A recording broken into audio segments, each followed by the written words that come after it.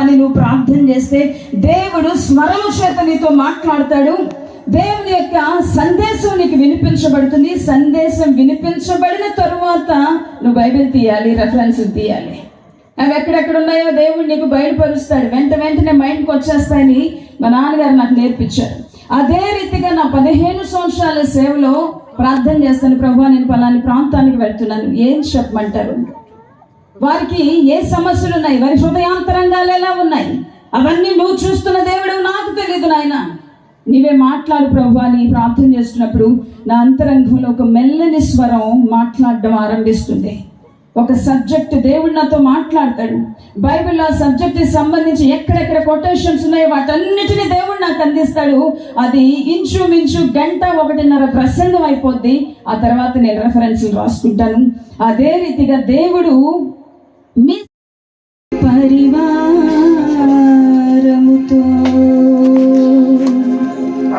రాత్రి దేవుడు తన శక్తి చేతిని విడిపోతున్నాడు.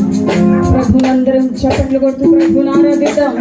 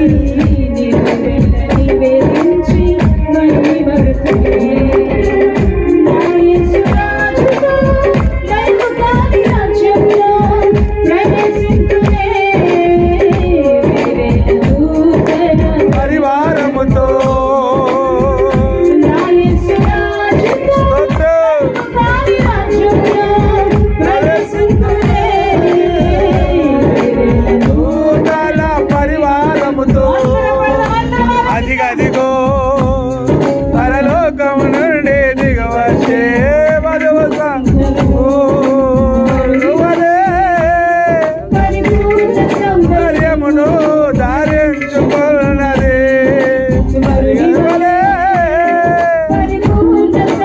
యమును దారించుకున్నది అదిగదిగో పరలోకము నుండి దిగవచ్చి మధువ సంగము యేసయ్యా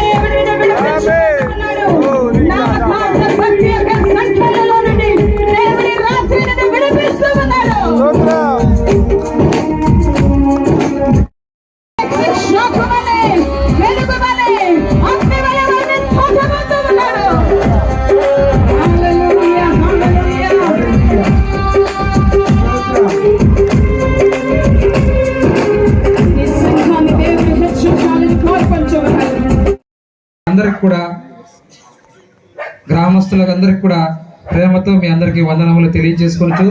ఈ యొక్క ఆర్కెస్ట్రా వారికి కూడా ప్రత్యేకంగా వందనములు తెలియజేసుకుంటున్నాం. మా కోసం ఎంతగానో కష్టపడి దేవుని యొక్కను మహిమపరచుటకు ఇచ్చేసినటువంటి ప్రతి ఒక్క సభ్యురాలను కూడా మేమందరం ప్రేమతో వారికి వందనములు తెలియపరుస్తున్నాం. గ్రామం అందరికీ మనకి వచ్చినటువంటి ప్రతి ఒక్కరికి కూడా ప్రేమ విందును ఏర్పాటు చేసి ఉన్నాం కనుక